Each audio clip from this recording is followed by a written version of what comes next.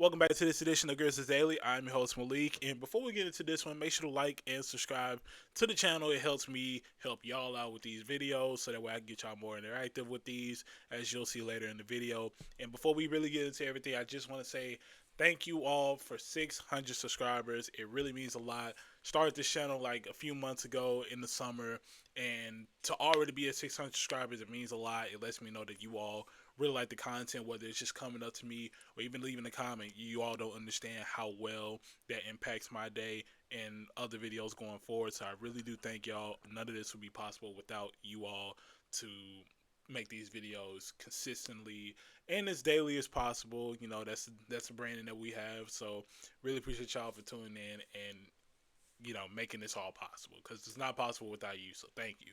Now let's get into the nitty gritty. Grizzlies play the Kings tonight. 5 game losing streak, and there's a good possibility, I think, that you can end this losing streak today. One thing about the Grizzlies, they're gonna play good at home. They even played. I mean, they had games where they played good on the road. It's just couldn't close it out. Um, but one thing about this game is Jaren Jackson Jr. He is doubtful for this game. Now, I'm not gonna say I'm surprised, because if you remember in the game against the Spurs, excuse me, I just look. I'm on break at work, so um, if you remember during against the Spurs, Jaren, believe it was the first quarter, he did roll his ankle and then continued to play the game after sitting on the bench for a while. Obviously, John Morant's out for 2 weeks. Javon Small is still out. So essentially, the Grizzlies are without a point guard once again, and possibly without their star small power forward. So that's gonna be a big game changer. One of the things with the starting lineup, I do expect the lineup that may consist of Vince Williams, Jalen Wells, Cedric Howard, and I think we're more than likely going to see Santi get that starting role, and then Zach Edey. Now for the bench unit, I have no idea how this bench is going to look, because it's going to look interesting. Since you have Santi more than likely starting, that's if Jaren doesn't play, but usually doubtful isn't really a good sign, especially with an ankle sprain. They're more likely just going to let him sit out this game. I think there's a possibility. I look at the roster, and I don't. If I'm being real, I see a world where GG Jackson. I think you have to play. You either have to play GG Jackson or Maxis Prosper. You have to play one of the two. You can't move around it. You have to play one of the two. One of the other things is, I think you absolutely need to play GG, just because you do need some height on the court, and not just height. It's just you need you need offense as well. That's something that we're seeing with the Grizzlies that they're struggling with. You need offense, and in the time that GG's in the game, he does provide good minutes. I think there's a world where, like I said, I don't see the reason for him not playing this game. I don't think there's a valid reason. Genuinely, I think we see a 10, 11 man rotation that involves a world with GG Jackson, because your bench unit is more likely going to consist of Cam Spencer. Um, oh boy, I'm having a tough time just remembering the lineup. I'm not even gonna. I'm not even gonna hold y'all. Why is okay? Series going crazy. Sorry. Yeah. So you got Cam Spencer. Okay, I'm sorry. We got to look up the roster. I'm sorry, y'all. Obviously you got Jock Landale, Cam Spencer. Um, then you have KCP. So it's more likely going to look like this: Cam Spencer, KCP, whoever you plug in at the three, GG, and then Jock Landale. And to me, I think I think personally, you take the training wheels off. Either you bring in a Maxis Prosper, or you finally get some burn at Jemai Meshack. You got to do something, because you're depleted. You're probably more than likely going to be 5 players out. That's if Jaren doesn't play. You gotta work with what you can. You really have to work with what you can. Ball handling really hurts this team, and that's something that the Grizzlies are just gonna have to work around. Other than that, keys to the game: stop. You have to stop Sabonis. Got to control Levine and Gotta stop Levine and DeRozan. I'm not too familiar with the Kings. I know they're a team that's still figuring things out themselves. So they're a team that's also, kind of in the same boat. They kind of have taken steps back. So it's definitely something to be on the lookout for. But only time will tell. It is what it is. But while we here, while we talking about Jaren, we need to have a talk. We generally need to have a talk about Jaren Jackson Jr. Mostly because it is something that we really have to talk about it. I am not liking what I'm seeing from Jaren. He is playing. I got to be honest. If this was year 3, I wouldn't necessarily have the biggest problem with Jaren. My problem with Jaren is we're paying him $240 million, and I don't like what I'm seeing. I genuinely don't like what I'm seeing. Uh, yeah. I mean, overall the season though, 18 points a game in 29 minutes, 47%, and it's just like that's decent. But for a guy that's making 240 million, I can't lie. I got to see better. I got to see better. I genuinely do have to. I mean, I'm looking at Jaren's games throughout the year. He's only got one game where he's had above 25 points, and that was against Cleveland. That's to me. That's not somebody that you pay. That's not somebody you pay $240 million for. I need to see better out of Jaren. Um, I don't know. Obviously, he needs more minutes, but it's kind of hard to give somebody like him more minutes because he's in foul trouble. So overall, I just don't like what I'm seeing from Jaren, and he has to be somebody that steps up. With a team that does not have playmaking right now, because you have a lot of guys that are out, you need to step it up. He has to step it up. I need to see a more aggressive Jaren. I don't need to see a Jaren that's overthinking the shot. I need to see a Jaren that's aggressive, willing to, take contact and finish the bucket. Genuinely. And that's not even just the Jaren thing as well. I do need to see Isolo set up more plays for Jaren. I gotta be honest. I understand Jaren's game, but at the same time, he does not have to start at the top of the key every time. He genuinely does not. I think that pick and roll with Zach Edey is a good way to get him going. Also, just set him up better in the post. I gotta be honest. A lot of those entry passes to Jaren, they don't set him up very well. Like you have to, as a ball handler, you have to see the double team. You have to see the double team before you even give Jaren the ball, and I feel like that's just setting them up. It's certain cases where I genuinely cannot blame Jaren.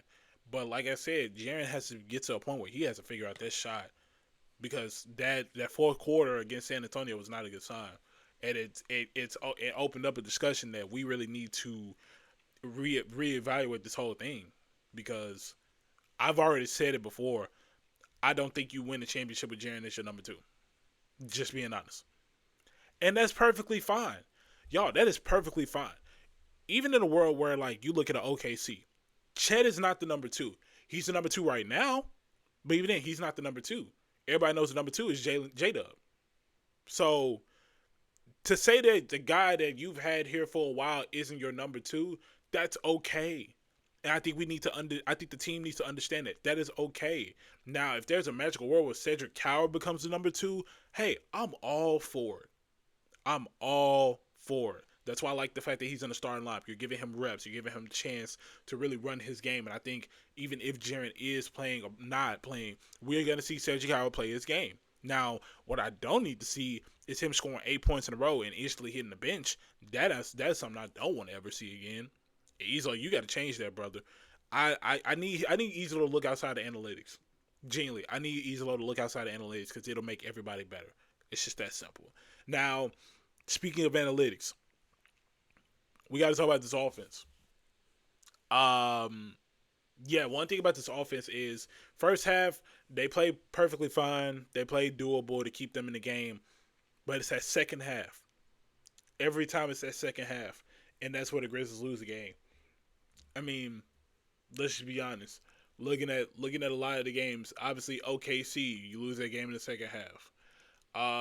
New York, you kind of make a comeback in the second half, but you ultimately end up losing. Boston, you had no chance. Cleveland, You lose that game in the second half, specifically the fourth quarter, and then San Antonio, the same thing, fourth quarter. We need better lineups to cater to the offense. The defense, on the defensive side, I really don't have much to complain about. I gotta be honest. I know I talk about it a lot when it comes to the Grizzlies, but genuinely, there's not much with the defense that I have to complain about except everybody rotating and not leaving a 3-point shooter open. Other than that, there's not much to complain about when it comes to the Grizzlies defense, because you're looking at the offense and it's like, you know, what are we doing? Genuinely, what are we doing? They look confused out there, and then you put this lineup out here where you're trying to figure everything out, and you got guys who are trying to shoot the ball and can't hit a shot, can't even get it out through the rim. It's just like it genuinely is. It's genuinely something. Like, it genuinely is something to watch, and I hate watching it. So I think, like I said, you need to get into a world where you need to play GG Jackson. You need to give him more minutes, and you need to expand your lineups. Genuinely, you need to expand your lineups. Like, it doesn't get no better than that. You need to expand the lineup, cater to the offense. It's simple as that. There's no other way to put it. All right, that's really all I have to say as far as the offense, because you just need to get it going. Simple. It's kind of depressing. But enough talking about me. Let's get y'all thoughts on it. Let's look through the comments of the last video. We're just gonna start from top to bottom. First comment: Ja and Jaren can go. It's not helping at all. Straight to the point. Can't be mad at it. Like I said, I think there's a world where I don't think Ja and Jaren can succeed at this point as a 1 and 2. I think they definitely do need assistance, even if that means Ja Morant isn't a number 1 anymore. I think you have to come to that reality that they just aren't capable of winning the championship as the main 2 players. So I get that. Next comment: what's sad is almost everybody knows what the problems are with this team except for Thomas Islo and Zach Kleiman. Yeah, can't even debate that one. Yeah, pretty much. Next one: when are the Grizzlies going to wake up and roll with proven all-star caliber talent rather than the green head coach whose rotations are worse than Taylor Jenkins? Even his staff lacks NBA coaching experience, so there is no one on the team to reel him in on some of the worst decisions in close games I have ever seen. Most of his choice players who he deems worthy of playing time are either too slow foot or just downright defensive liabilities. I feel like that last line is definitely directed towards Santi Aldama, but that's a discussion for another day. But overall, I do agree with that statement. I think we definitely need to get more proven talent more than anything.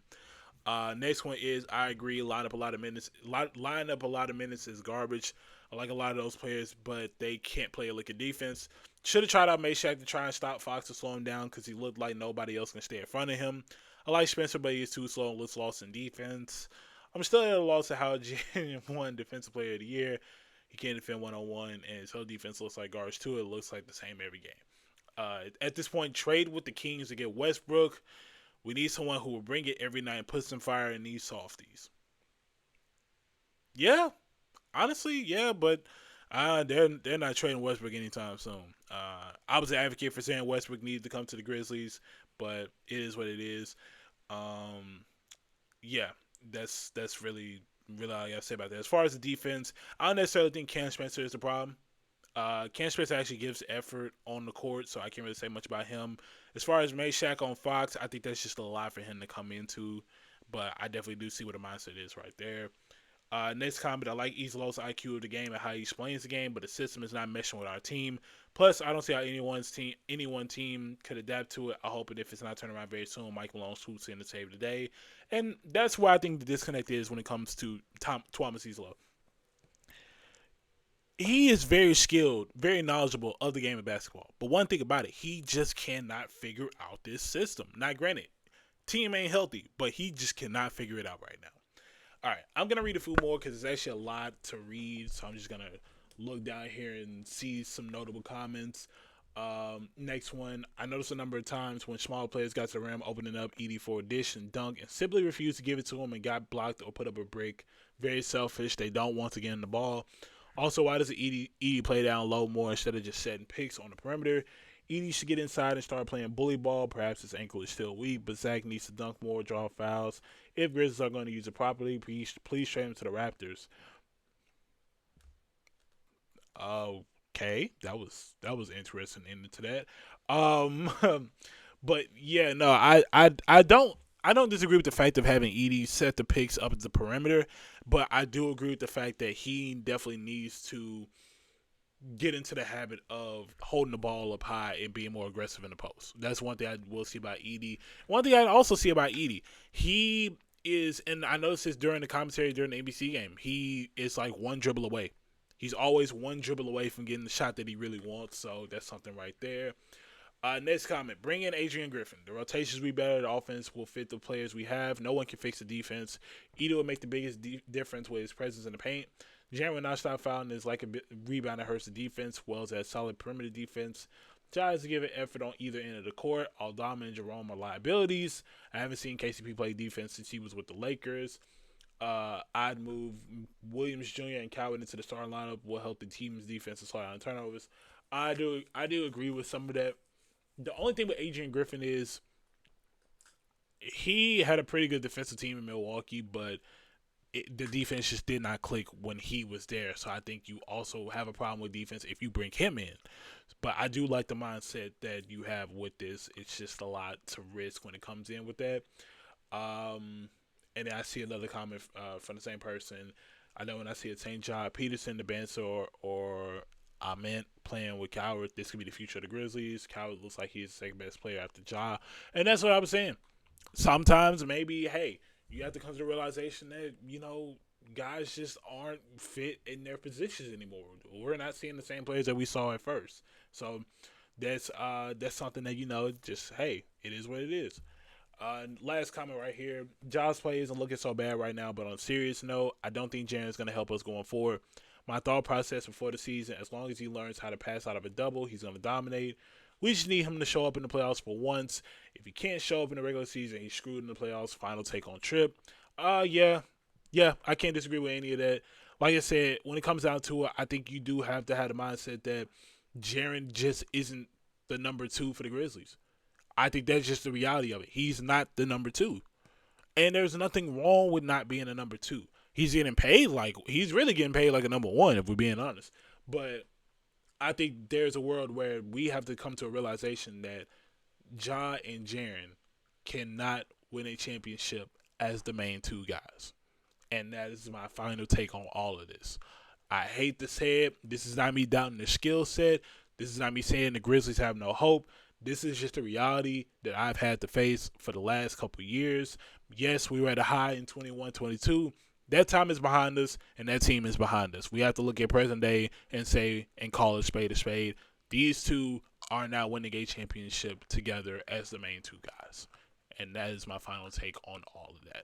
But that's going to wrap up this edition of Grizzlies Daily. I really appreciate y'all for tuning in. I'll make sure to give y'all an episode as soon as the Grizzlies and Kings game is over with. And we'll talk and look ahead to the next game and go from there. And hopefully the Grizzlies can snap this 5-game losing streak. So if you like this video, make sure to like, comment, subscribe, and turn on post notifications.